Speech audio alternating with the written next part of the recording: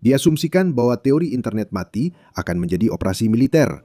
Jutaan bot asing berdebat di media sosial. Misinformasi yang dihasilkan AI membanjiri web.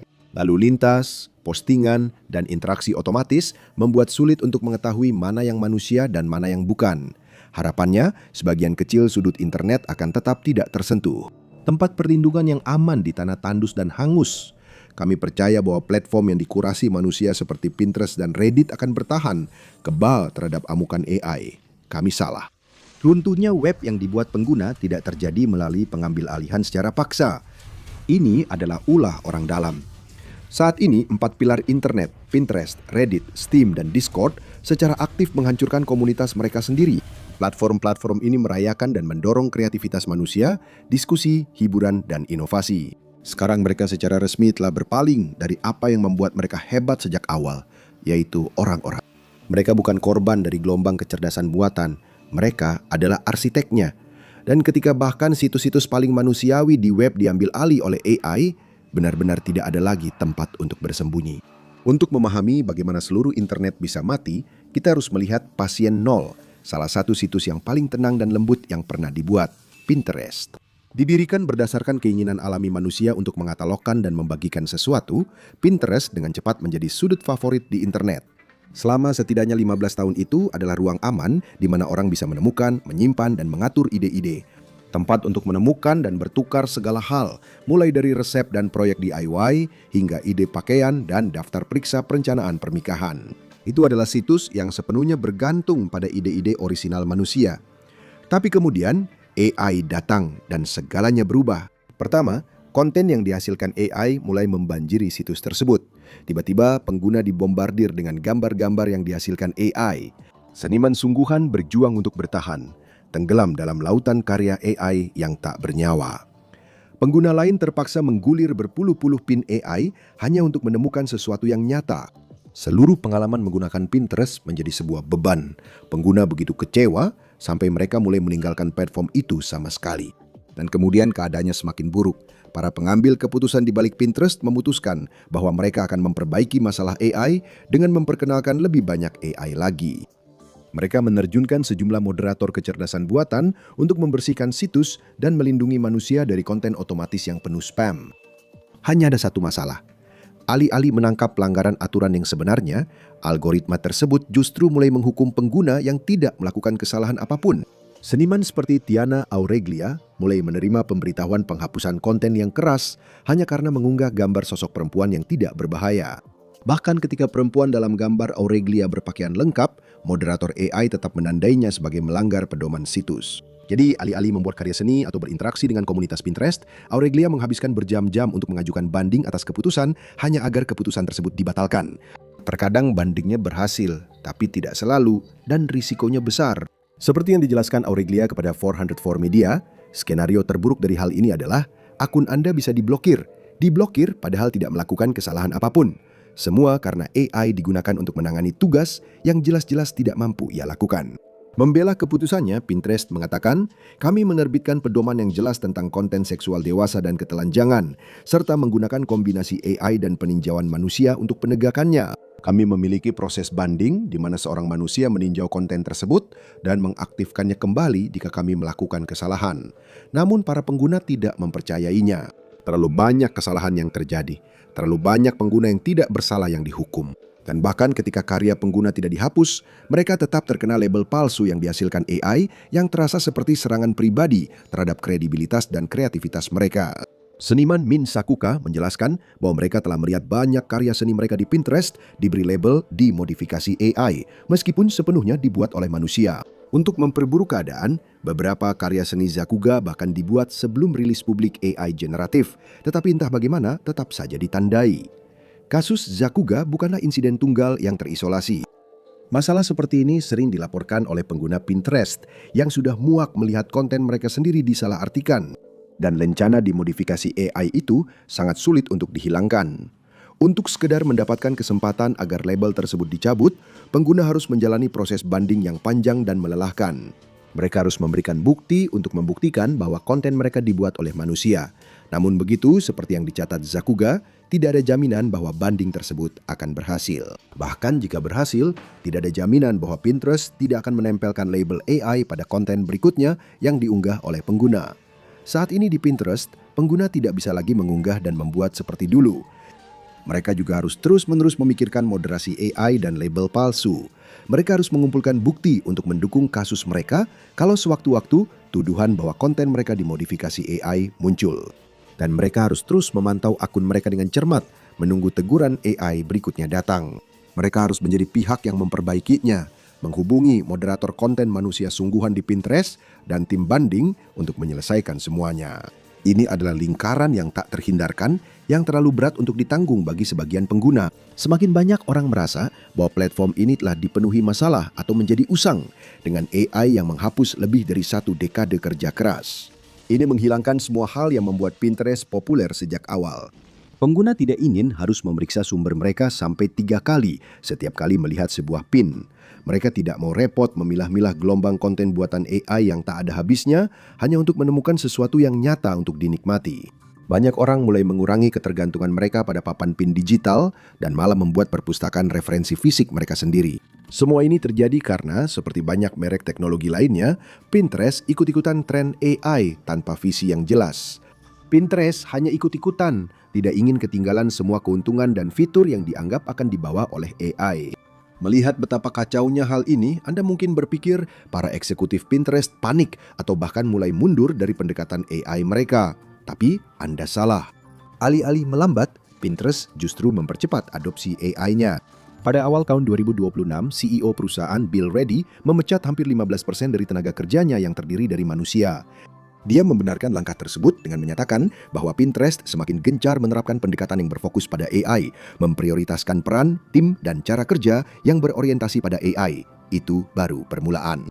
Di balik layar, Pinterest diam-diam memperbarui sistemnya untuk memasukkan 15 tahun kurasi manusia ke dalam Pinterest Canvas, generator AI teks ke gambar milik situs tersebut sendiri. Seperti serangga parasit yang dilepaskan di platform, Pinterest Canvas mengambil manfaat dari pengguna Pinterest dan konten yang mereka buat. Ia menempel, mengisap nilai dan identitas dari visi, ide, dan karya orisinal orang-orang nyata. Inilah cara internet yang kita kenal perlahan mati. Manusia menjadi roda gigi dalam mesin. Seni berubah menjadi data pelatihan. Kreativitas dan ekspresi manusia direduksi menjadi angka 1 dan 0. AI mungkin sedang merusak internet, tapi di Infographic Show benar-benar 100% bebas AI. Jangan lupa untuk like, share, dan subscribe sebelum mesin mengambil alih kolom komentar. Seni visual hanyalah domino pertama. Jika sebuah mesin dapat dengan mudah mengonsumsi dan meniru seni manusia, langkah logis berikutnya adalah pikiran manusia. Jadi kamu meninggalkan ruang visual di internet dan mencari tempat terakhir di mana manusia masih berkuasa. Kamu pergi ke Reddit. Suka atau tidak, Reddit telah menjadi wadah perdebatan dan diskusi selama lebih dari 2 dekade. Orang-orang membicarakan apa saja. Beberapa orang hanya mencari teman yang sependapat untuk bertukar tips tentang hobi favorit mereka. Yang lain terlibat dalam perdebatan sengit tentang segala hal, mulai dari politik hingga hubungan. Dan beberapa orang membagikan cerita pribadi atau meminta saran. Topiknya bisa apa saja, mulai dari pilihan yang mengubah hidup hingga film apa yang sebaiknya mereka tonton malam ini. Ini adalah ruang yang sangat beragam, tempat di mana hampir semua hal bisa terjadi, tetapi juga tempat yang didasari oleh emosi manusia yang nyata. Namun ternyata, semua sisi kemanusiaan itu ada harganya. Seiring dimulainya era AI, perusahaan-perusahaan besar seperti Google dan OpenAI sangat membutuhkan sejumlah besar data pelatihan manusia untuk mendidik dan meningkatkan model bahasa besar mereka. Mereka membutuhkan setiap potongan informasi yang bisa didapatkan untuk bisa naik lebih cepat dalam perlombaan sengit menuju puncak piramida AI. Tidak butuh waktu lama bagi Reddit untuk menyadari bahwa mereka memiliki tambang emas, sebuah jaringan luas tempat orang-orang nyata saling berinteraksi. Itu adalah tepat apa yang dibutuhkan para penguasa AI untuk membuat model mereka menjadi lebih pintar, lebih cepat, dan jauh lebih manusiawi.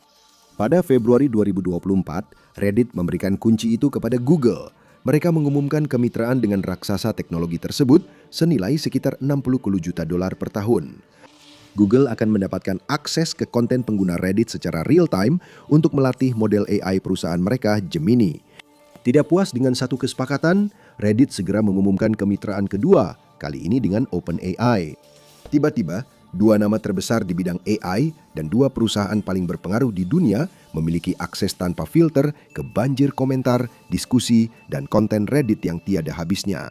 Sejak saat itu, apapun yang diposting pengguna di Reddit, beserta semua data historis yang sangat banyak di platform tersebut, menjadi bahan yang bebas digunakan. Model-model mereka menyisir server Reddit setiap hari, menyerap semua konten yang mereka temukan. Mereka menggunakannya untuk meniru manusia nyata dengan lebih akurat dan memahami apa yang memotivasi mereka. Saat Reddit menandatangani kesepakatan bernilai jutaan dolar itu, pada dasarnya mereka telah menjual jiwanya. Pengguna dijadikan seperti ternak, makanan untuk mesin. Ini memulai rangkaian peristiwa dramatis yang tak terhentikan. Begitu para pelaku jahat mendengar tentang Google dan OpenAI yang menggunakan data Reddit untuk melatih model mereka melihat sebuah peluang. Sebuah peluang yang bisa mengubah cara AI berpikir, bereaksi, dan berperilaku selama bertahun-tahun ke depan. Bagaimana? Nah, jika kamu bisa memanipulasi postingan dan diskusi yang dikonsumsi oleh model AI, kamu bisa memengaruhi apa yang dipelajari AI dan bagaimana perilakunya ke depannya. Dan dengan jaringan bot, para pelaku jahat bisa membentuk dan memanipulasi seluruh subreddit. Mereka bisa mengendalikan narasi. Mereka bisa menggunakan peternakan bot mereka untuk membuat ribuan akun dalam hitungan menit, mengatur diskusi palsu, dan mendukung postingan yang sesuai dengan narasi mereka lewat upvote massal. Sementara itu, mereka mengubur atau menghapus postingan yang tidak sesuai dengan agenda mereka dengan kampanye downvote yang terkoordinasi. Bot bisa diprogram untuk membajak perdebatan, menargetkan topik yang sedang tren atau subreddit tertentu, dan mengumpulkan karma agar terlihat lebih kredibel. Akibatnya, Reddit sedang mencapai titik balik. Bahkan beberapa orang mengatakan situs ini sudah tidak bisa diselamatkan. Pengguna semakin sadar dengan jumlah profil bot yang terus bertambah. Mereka jadi bertanya-tanya, apakah orang yang sedang mereka ajak bicara atau postingan yang sedang mereka tanggapi itu nyata atau buatan AI? Kecerdasan buatan telah menyebar di berbagai subreddit, mencemari diskusi-diskusi. Komunitas-komunitas yang dulunya berkembang karena perdebatan dan rasa ingin tahu, kini terkena dampak paling parah. Subreddit seperti Am I Overreacting dan Am I the Jerk kini dipenuhi dengan konten palsu dan mencurigakan. Postingan yang tampaknya ditulis atau setidaknya diedit dengan AI memicu perdebatan sengit, mendapatkan puluhan ribu upvote dan membentuk opini publik. Banyak dari cerita-cerita yang dibuat-buat ini dirancang untuk memainkan emosi orang, seringkali memasukkan topik perang budaya yang sensitif, semuanya untuk memancing permusuhan dan memicu perdebatan. Banyak subreddit telah berupaya untuk melawan banjir konten AI dengan membuat kebijakan baru yang melarang konten buatan AI, tetapi para moderator mengatakan aturan-aturan ini sulit untuk ditegakkan. Semakin banyak data yang dimasukkan ke dalam mesin AI, semakin pintar AI tersebut dan semakin efektif dalam membuat postingan yang mirip dengan buatan manusia. Hal itu membuat semakin sulit untuk menentukan mana yang nyata dan mana yang tidak. Banyak moderator Reddit dan pengguna lama sekarang memperkirakan bahwa sebanyak setengah dari konten di situs tersebut telah ditulis atau diubah oleh AI dengan cara tertentu. Masalah AI ini hanya akan semakin besar dan semakin sulit untuk ditangani ke depannya, menyebar ke subreddit lain dan memaksa lebih banyak pengguna untuk bertanya, jika saya tidak tahu apakah saya sedang berbicara dengan orang sungguhan atau bot AI, apa gunanya memposting apapun. Saat AI mulai menyerbu forum berbasis teks dan grup diskusi, orang-orang mulai mencari pelarian, jalan keluar dari dunia nyata yang semakin menakutkan. Bagi banyak orang, video game adalah bentuk pelarian terbaik, tetapi bahkan dunia indah video game pun tidak aman dari wabah AI. Hal ini membawa kita ke korban besar berikutnya dari wabah tersebut. Selama bertahun-tahun, Steam telah menjadi surga bagi para gamer. Perusahaan di balik toko game PC tersebut, Valve, memiliki kesempatan untuk mengambil sikap tegas anti-AI pada awal 2020-an ketika teknologi AI generatif mulai populer. Awalnya, mereka tampak mengambil pendekatan yang cukup tegas, hampir melarang penggunaan aset dan konten yang dihasilkan AI. Kurang dari setahun kemudian, mereka berubah pikiran. Pada awal 2024, Valve mulai mengizinkan semakin banyak konten yang dihasilkan AI di layanan Steam mereka, asalkan para pengembang mengungkapkan bahwa game mereka menyertakan jenis konten tersebut. Sama seperti di Pinterest dan Reddit, situasinya segera menjadi tidak terkendali. Dalam beberapa tahun sejak itu, layanan Steam telah dibanjiri dengan apa yang disebut sebagai AI Asset Flip, yaitu game berkualitas rendah yang dibuat dengan menggabungkan model, kode, dan lingkungan game buatan AI serta yang dibeli dari toko. Para pengembang di balik game-game ini seringkali hampir tidak melakukan pengembangan atau pengkodean apapun sendiri. Mereka hanya mengandalkan AI generatif untuk membuat game bagi mereka, yang kemudian bisa mereka daftarkan di Steam sebagai cara untuk mendapatkan keuntungan cepat.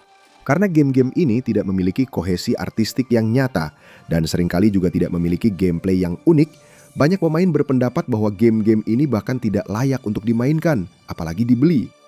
Namun dengan Steam yang kebanjiran judul-judul buatan AI, laporan menunjukkan bahwa setidaknya 1 dari setiap 5 game yang diunggah menggunakan AI. Semakin sulit bagi para gamer untuk menemukan judul-judul yang ingin mereka mainkan.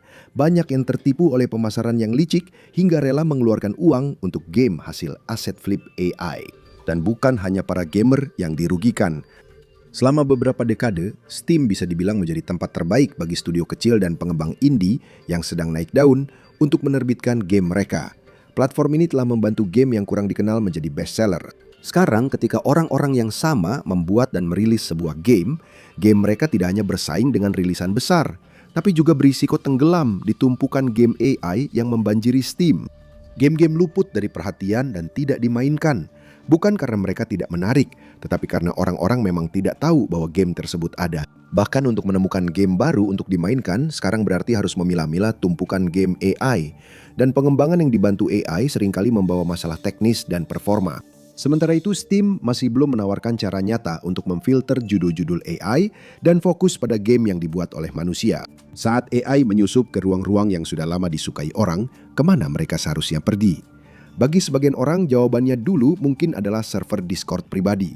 Namun, bahkan ruang-ruang pribadi ini pun sekarang sudah tidak aman lagi, karena AI bukan hanya mengetuk pintu Discord, tapi juga menerobos masuk. Discord telah terus-menerus menambahkan fitur-fitur berbasis AI ke dalam pengalaman pengguna mereka selama beberapa tahun terakhir, terlepas dari apakah pengguna benar-benar menginginkannya atau tidak. Fitur Summaries AI dapat membuat ringkasan dari obrolan Discord, membaca apa yang dikatakan orang-orang, dan merangkum suasana serta pesan utamanya. Bot dan agen chat AI juga telah menyebar dengan sangat cepat di Discord. Tak terhitung jumlah server yang kini mengintegrasikan AI dalam berbagai bentuk. Moderator dan bot bertenaga AI menjawab pertanyaan atau membuat konten sesuai permintaan. Dan tentu saja ada manfaat dari integrasi AI ini, tetapi juga ada kekurangannya. Banyak pengguna merasa bahwa Discord sudah terlalu jauh dalam merangkul teknologi AI. Dulu, ini adalah platform bagi orang-orang untuk membuat komunitas pribadi mereka sendiri. Dulu, ini adalah tempat di mana orang bisa melarikan diri dari dunia media sosial yang semakin berorientasi pada AI. Sekarang rasanya semakin didominasi oleh AI. Komunitas-komunitas dipenuhi dengan bot AI yang secara otomatis menjalankan perintah dan memberikan respons tanpa diminta. Dan mereka tidak selalu secerdas yang seharusnya. Sudah banyak kasus di mana moderator AI menandai atau memblokir akun secara salah, menyingkirkan pengguna dari komunitas tanpa kesalahan mereka sendiri. Banyak server juga telah dipenuhi dengan teks dan gambar yang dihasilkan AI. Pengguna sekarang harus menyaring semuanya untuk mendapatkan pesan yang benar-benar penting bagi mereka.